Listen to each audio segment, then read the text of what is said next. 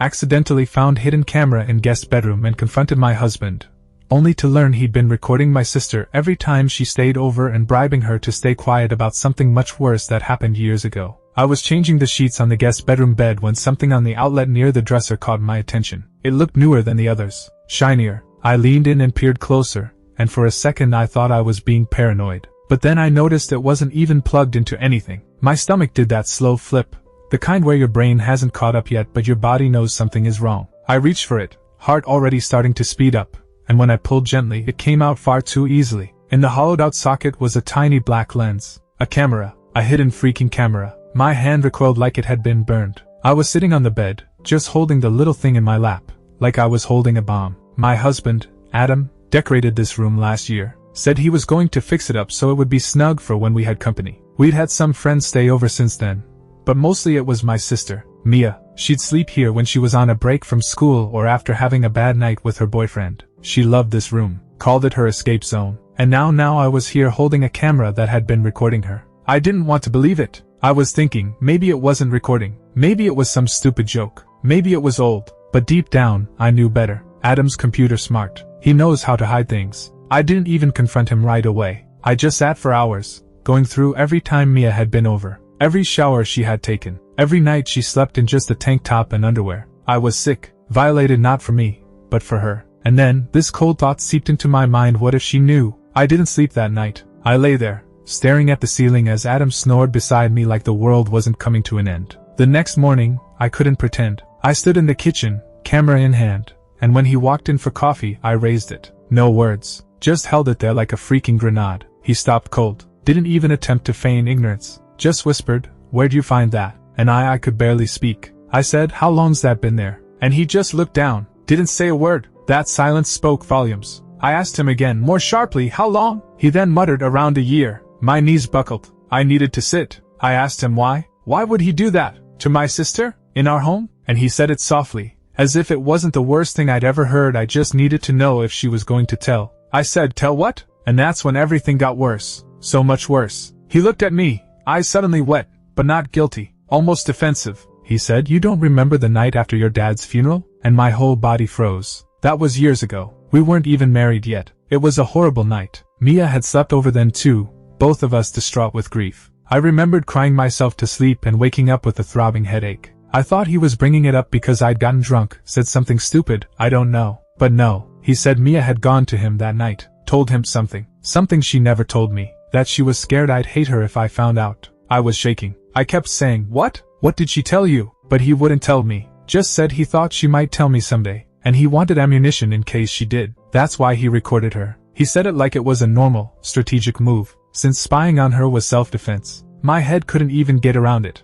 I shouted. I screamed at him. I said he was sick. He just kept saying, "I never used it. I just had to have it, just in case." In case what? In case she told me some version of the truth that I had a right to hear? I called Mia that night. My hands were trembling so much I could barely grip the phone. She answered all sleepy, asking if everything was okay. I couldn't even get the words out. I said, "Did something happen after Dad's funeral? Something between you and Adam?" There was silence. Awful, dreadful silence. And then she started crying. Soft at first, then sobbing. She just kept saying, "I didn't want to hurt you. I didn't know what to do." I was in shock. I asked her again, "Did he do something to you?" And she said yes. One word, barely audible. Yes. That word gutted me. My own husband. The man I married. The man I thought was safe. She said she didn't go to the police because she knew I'd be devastated. She thought it was one horrific moment, and if she left, if she didn't speak, I could be happy. But Adam, he wouldn't drop it. He came after her again a year later, tried to bribe her, said if she ever came forward,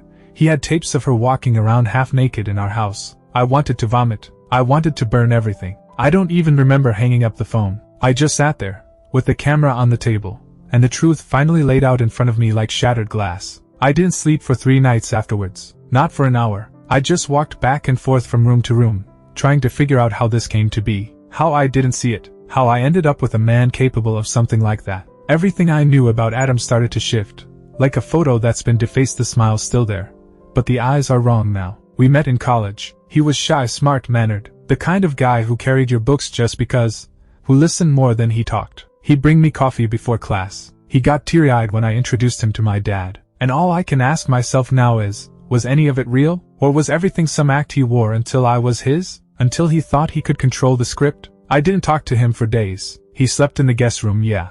That guest room like a dog banished to the kennel. I locked the bedroom door at night. When I looked at him, I saw Mia's face on the phone, red, swollen, broken. I couldn't stop thinking about how she always had a reason not to come over. How she used to love hanging out with us, and then suddenly, just didn't. How she once said to me, "I can't be around him," and I thought she was being dramatic. God, I'm such an idiot, so blind, and she protected me. After what he did to her, she still kept it all within herself, just to protect me. When I finally worked up the courage to confront him again, I didn't scream. I didn't even cry. I just stood there, arms crossed, and said, "Did you attack her?" His face twisted like I'd slapped him, but he did not say no. Not really, he said. It wasn't like that. He said Mia had been drinking, and she leaned on him, and maybe he misread the situation. He said he stopped when he realized. Stopped when he realized. I said to him, "Did she say no?" And he looked down and said she was crying. That moment will stay with me forever. That sentence. She was crying. That's not confusion. That is not misunderstanding. That is harm. That is knowing that you have crossed a boundary and not stopping anyway. I said, "Get out." Like that. No screaming.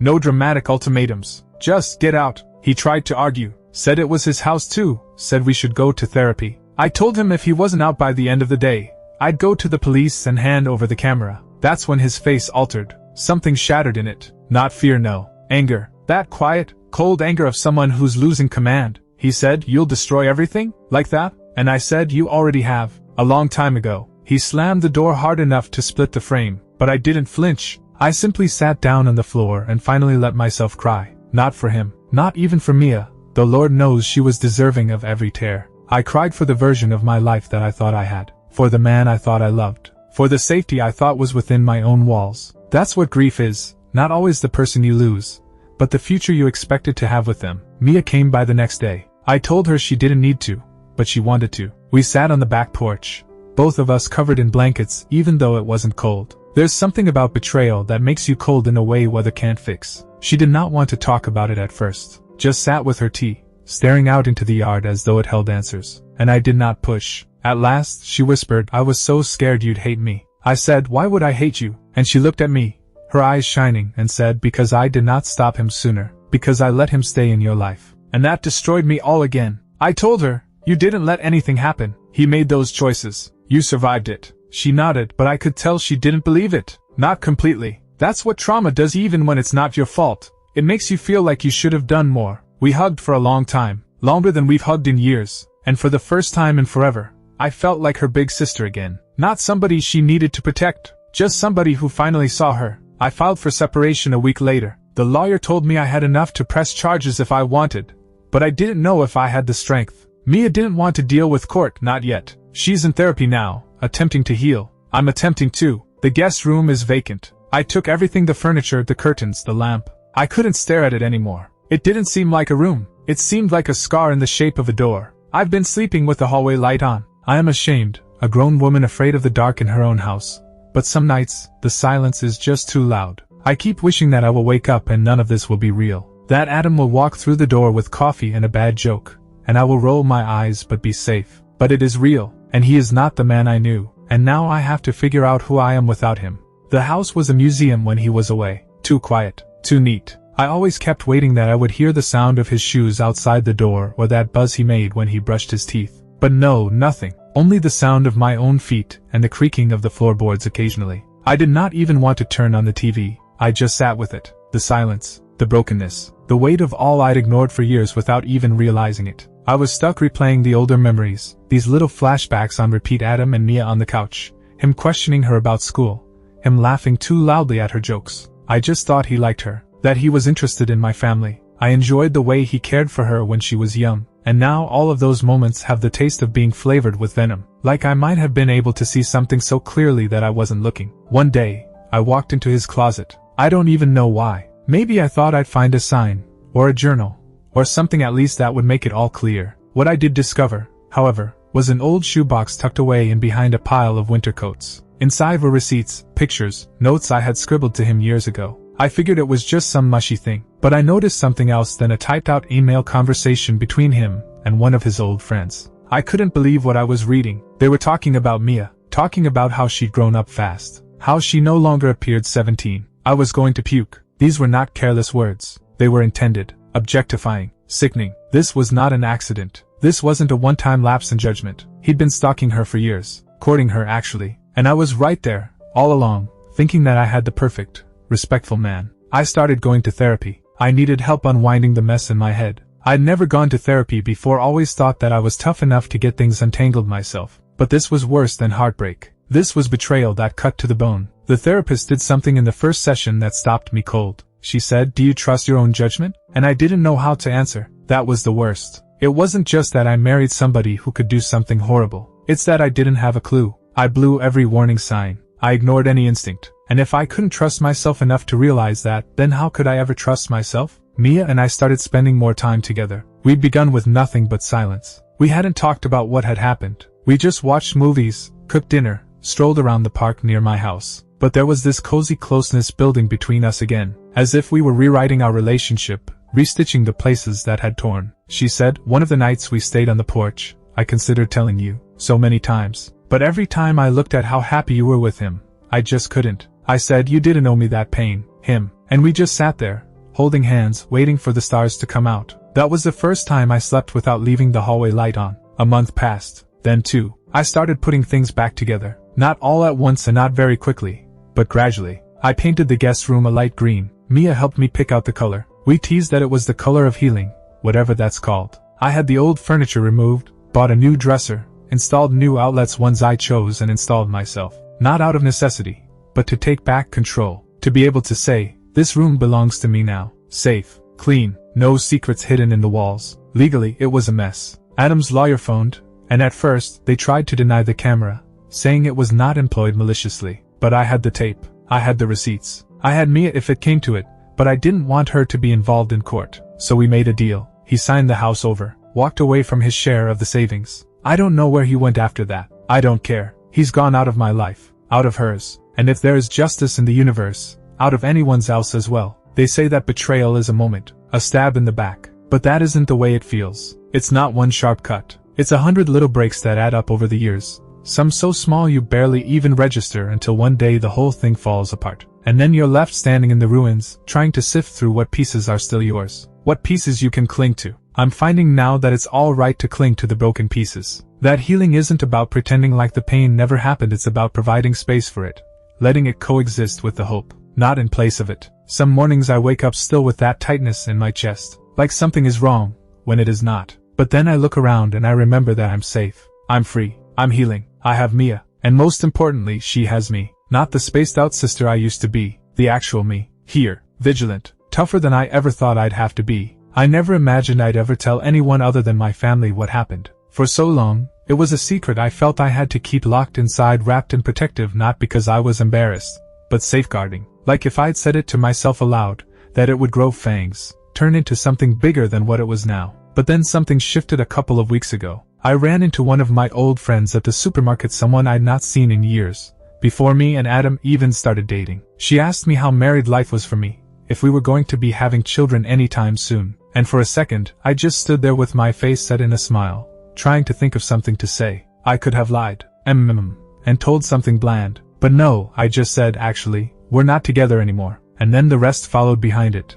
Unwelcome but inevitable. Not the whole story, just enough. Just, he did something horrible, to someone I love. She went quiet, nodded, didn't push it. And you know what? It didn't hurt. Saying it didn't break me. It was truthful. Like I was taking back my own story finally. Mia's been tougher than I've ever seen her. She's making art again, drawing every day, like she used to before all of this got too dark. She told me the other day that I would never be able to sketch again without remembering that night once more. But today, the moment I touched a pencil in my hand, I remembered what I had been through instead. That struck me harder. She withstood. We both did, in our own way. And maybe that's what the whole journey has been about, not just finding out the truth, not just removing the poison, but finding the shards of ourselves that were buried underneath fear, underneath silence, underneath shame that we never even asked to carry. I have learned something about secrets. The ones that live in walls, in hidden cameras, in forced smiles and muffled stares. They don't go away because you don't talk about them. They fester. They infect. They change the air in a room, the quality of light that filters through the window. But when you finally bring them out into the daylight, even when it's painful, even when it leaves you breathless, they are diffused. They're no longer monsters, just wounds. and wounds, at least, can be sterilized, banded, remediated, slowly, one breath at a time. Sometimes late at night, I still sit in the new guest room. It's not lavish, just a bed, a lamp, some framed photos Mia gave me, but it's peaceful, real. I no longer check the outlets. I no longer scan for red lights or hidden lenses. That part of me, the paranoid, fretful part, is finally exhaling. I know the signals now. I know how darkness can masquerade as charm, as warmth, as the kind of love that reads so well on paper but makes you doubt your own intuition. I'll never ignore that inner voice again. I believe it now. I believe me now. Forgiving myself was the most difficult. Not him, never him, but me. For failing to see it sooner. For shoving aside the discomfort. For the nights I stood up for him to Mia, clueless about what she was carrying. But I've learned something. We can only do with the truth we have. And when that truth really does change, we've got two choices: stay in denial, or stand in the fire and walk through it. I strolled through, so did Mia. And though we both got a little burned, we're free. I haven't seen Adam since the settlement. No calls, no emails, no apologies. That used to infuriate me, like I deserved closure, like he owed me something, at least in the form of an explanation. But now, I don't need it. His silence is its own guilt, and the peace that I have now without him is more thunderous than any sorry that he will ever say. I think healing sometimes might look boring from the outside. It's not some grand movie moment. It's a silence. It's loading the dishwasher while humming again. It's laughing in mid-sentence and knowing it's true. It's waking up with zero fear in your chest. It's seeing that you survived an entire week without tears. That's where I am today. Not complete, not flawless, but no longer broken in quite the same way. Mia is planning a road trip next month. Just the two of us. No destination yet. We're going to drive until we hit the ocean, probably. Let the wind ruin our hair. Sing awful karaoke in the car. Find little diners that have pancakes at 10 p.m. It's not an escape. It's about making new memories. Ours alone. Safe, silly, sacred ones. So yeah, that's it. That's what happened. I found a hidden camera in our guest room. I went to my husband. I learned that he had betrayed the one person in the world whom I promised to protect. Then I did something I never thought I could ever do. I walked away. I chose truth over comfort, light over darkness, and in the process, I not only saved my sister, I saved myself too.